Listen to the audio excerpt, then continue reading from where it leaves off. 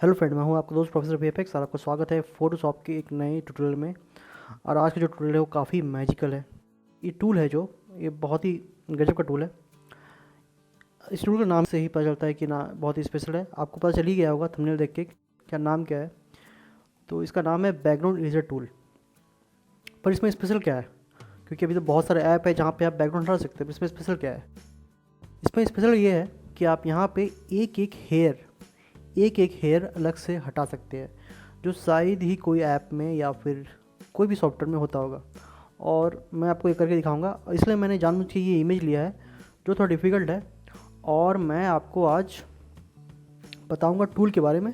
साथ ही फ़ोटो भी मैं इस इमेज से भी मैं बैकग्राउंड हटाऊंगा। पर मैं आपको ज़्यादा ट्राई करूंगा कि मैं आपको इतना सिखा दूं कि अगले बार आप किसी भी इमेज पे ये टूल से काम करें तो आपका ये काम पूरा ख़त्म हो। तो चलिए शुरू करते हैं।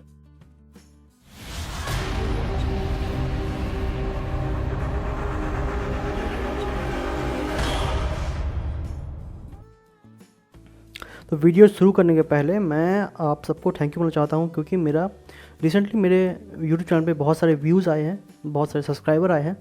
तो उन सबको मैं वेलकम करता हूं। अगर आपने मेरा चैनल सब्सक्राइब नहीं किया है तो मैं आपसे रिक्वेस्ट करूंगा कि मेरे चैनल में जाए और इसे सब्सक्राइब करें।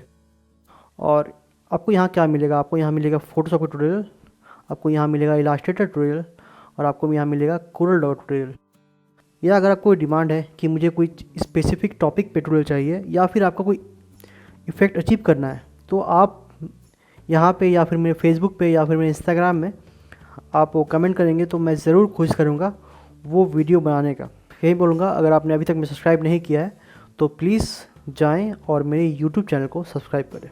तो हम आज का ट्यूटोरियल शुरू करते हैं अब।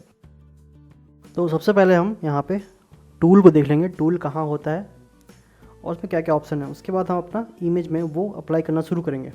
तो सबसे पहले टूल कहाँ होता है? टूल होता है इरेजर टूल के अंदर। यहाँ पे जो इरेजर टूल है उसके सेकंड में आता है बैकग्राउंड इरेजर टूल। ये सिलेक्ट करेंगे तो यहाँ पे ये है ब्रश का टाइप, जो कि सब ब्रश में होता है, साइज, हार्डनेस। और ये तीन जो है उसका अलग अलग सैम्पलिंग है। सैम्पलिंग मतलब होता है कि वो मतलब सोर्स कहाँ से लेगा, वो कैसे पता चलेगा उसको कि क्या उसको इरेज करना है, क्या उसको इरेज नहीं करना है।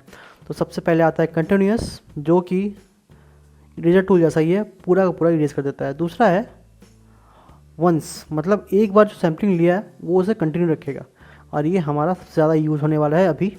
ये जो थर्ड ऑप्शन है वो है बैकग्राउंड स्वॉच, मतलब जो आपका कलर बैकग्राउंड में होगा, जैसे जो कलर यहाँ पे है उसको ही सैम्पल बना के वो इरेज करेगा।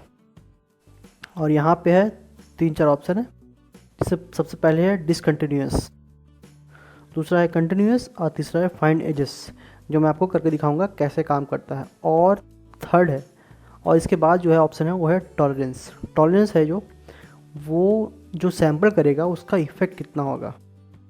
जैसे कि एक कलर के बहुत सारे वेरिएशन होते हैं, तो वो वेरिएशन कितना लेगा। तो ये डिफ़ॉल्ट 50 में होता है, पर इसको हम चेंज करके काम करेंगे, तभी हमारा काम अच्छा से और बहुत ही अच्छा आउटपुट आ पाएगा। सबसे पहले हम मेन बैकग्राउंड को कॉपी कर लेंगे, Ctrl+J, और नीचे वाले को बंद कर देंगे और एक नया लेयर बनाएंगे, ब्लैंक लेयर। तो इस तरह से हमने लेयर को रेडी कर लिया। अब हम अपना टूल लेंगे, बैकग्राउंड इरेजर टूल, ठीक है।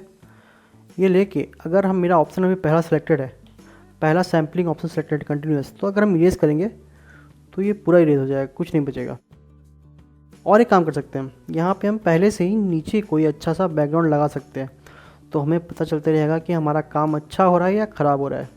और आप कोशिश करेंगे कि आप वही बैकग्राउंड लगाएं जो बैकग्राउंड आप बाद में यूज़ करने वाले हैं, क्योंकि हर बैकग्राउंड का जो ल्यूमिनस वैल्यू होता है, मतलब उसका अंधेरा और उजालापन जो होता है सबका अलग होता है। तो मैं आपको सजेस्ट करूँगा कि आप वही बैकग्राउंड यूज़ करिए जो आप बाद में यूज़ करने वाले हैं। तो मैं यहाँ पे ये बैकग्राउंड रखता हूँ, अगर ये इसमें अच्छा लगेगा तो मुझे उम्मीद है कि सब में अच्छा लगेगा, तो मैं इसे यहाँ पे ऐसे रख। अब मैं सेकंड ऑप्शन में जाऊँगा, जो ऑप्शन हम सबसे ज़्यादा यूज़ करने वाले हैं यहाँ पे, तो सेकंड ऑप्शन में सिलेक्ट करूँगा, ठीक है। अब मैं क्या करूँगा, तो जूम कर लूँगा। अब मैं बाहर से इसे अंदर लेके जाऊँगा, देखिए कैसे काम कर रही है, एक एक हेयर अलग से यहाँ पे वो निकल के आ रहा है। ठीक है, तो मैं इसे जहाँ पे आपको क्लिक करना होगा बाहर, अगर आप अंदर क्लिक करेंगे तो आप उसी को इरेज कर देंगे, पर आपको बाहर से लेके आना है, जो बाहर का सैम्पलिंग है उसको लेना है, तो बाहर से आपको अंदर लेके आना है ऐसे इस तरह से। आप इसे कंटिन्यू कर सकते हैं इस तरह। तो देखिए इतना अच्छा ये इसका बैकग्राउंड इरेज हो रहा है, ये काफ़ी मैजिकल है और ये शायद ही किसी भी ऐप या फिर सॉफ्टवेयर में पॉसिबल है। अगर आपको लगता है कि और कोई ऐप या सॉफ्टवेयर में इतना अच्छा बैकग्राउंड इरेज हो सकता है तो प्लीज़ उसे कमेंट करें, तो मैं भी जानना चाहूँगा कि वो कैसे काम करता है, मैं भी शायद उसके ऊपर एक अच्छा सा डेमो बना दूँ। तो देखिए किस तरह से ये इरेज हो रहा है, बहुत ही सुंदर लग रहा है ये। ठीक है, तो क्या हो रहा है कि काम कैसे कर रहा है, ये यहाँ पे ग्रीन है। ठीक है, तो ग्रीन का एक सैंपल बना रहा है वो, जैसे मैं जहाँ यहाँ क्लिक कर रहा हूँ, इसके बाद एक ग्रीन का सैंपल ये अपना रख लिया है। अब इस जहाँ मैं जाऊँगा ग्रीन को इरेज कर रहा है, वो ग्रीन को हटाते जा रहा है। कभी कभी आप देखेंगे, जैसे मैं इस पार्ट में जब आऊँगा तो वहाँ देखिए तो मुश्किल होगा, पर मैं पहले इसको थोड़ा साफ कर लेता फटाफट।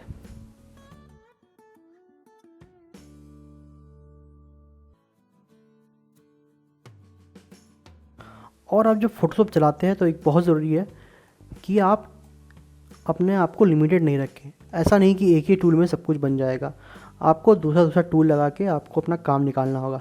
तो अभी मैं जैसे कि इतना ये हो गया तो यहाँ पेन टूल से मैं इतने पार्ट को उड़ा देता हूँ।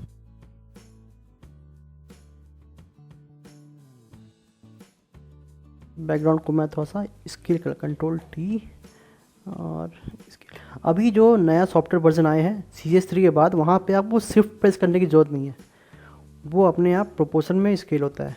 अगर शिफ्ट प्रेस करेंगे तो प्रोपोर्शन में स्केल नहीं होगा, वो उल्टा कर दिया है। ठीक है, तो आप देखिए इस बात का ध्यान रखिएगा। हो गया, अब मैं फिर लूँगा बैकग्राउंड इरेजर टूल और मैं यहाँ पे अभी तक मैंने सिर्फ ये ऑप्शन सेलेक्ट किया, यहाँ पे रखा हूँ कंटिन्यूअस और टॉलरेंस है 50%। इसी में मेरा काम इतना हो जा रहा है, पर अगर नहीं होगा तब मैं उसे चेंज करूँगा। तो इस तरफ भी मैं आ जाता हूँ ये करने को।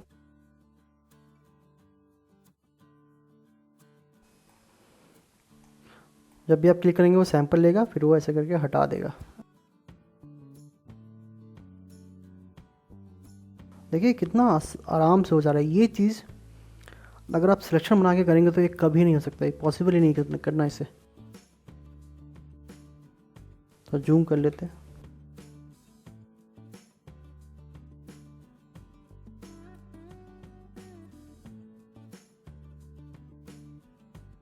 देखिए अब यहाँ पे ये पार्ट बाकी है, तो ऐसे रीज हो जाएगा। मैं आपको और एक ट्री दिखाता हूँ इसे हटाने का तरीका। ठीक है, मैं जाऊँगा ये नीचे वाले में क्लिक करूँगा, बैकग्राउंड वाला में, बैकग्राउंड फोरग्राउंड होता है तो बैकग्राउंड क्लिक करूँगा। ठीक है, और यहाँ पे लूँगा ये सेम कलर। ठीक है, ओके।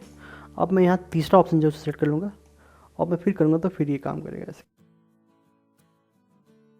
अब देखिए यहाँ ये काम नहीं कर रहा है क्योंकि उसका सैंपल से मैच कर रहा था, इससे इसका मैच नहीं कर रहा और उसका टॉलरेंस बहुत कम है। अगर मैं यहाँ टॉलरेंस बढ़ा दूँ तो ये फिर काम करना शुरू कर देगा। ठीक है,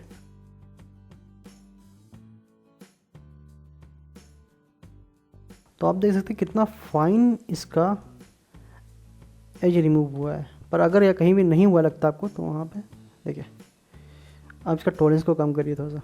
ठीक है, फिर हटाइए यहाँ पे। देखिए किस तरह से काम कर रहा है ये। तो यहाँ देखिए एक एक हेयर अलग से इसका एक्सट्रैक्ट हो गया है, जो कि किसी भी सॉफ्टवेयर या एप्लीकेशन में बहुत मुश्किल होगा। ये तो था एक एग्जांपल। मैं आपको और एक दो चीज़ बताता हूँ क्या होता है, कैसे काम करता है। अभी मेरे पास ये डॉक्यूमेंट है, मैं आपको दिखाता हूँ ये सब काम कैसे कर रहा है। ठीक है, तो जैसे मैंने यहाँ पे ले लिया बैकग्राउंड इरेजर टूल और मैंने इसको लिया सेकंड ऑप्शन जो है सैम्पलिंग वंस। ये इस तरह से इरेज करेगा पर ये इसे इरेज नहीं करेगा। ठीक है, पर अगर आप पहला ऑप्शन लेंगे तो ये पूरा इरेज कर देगा।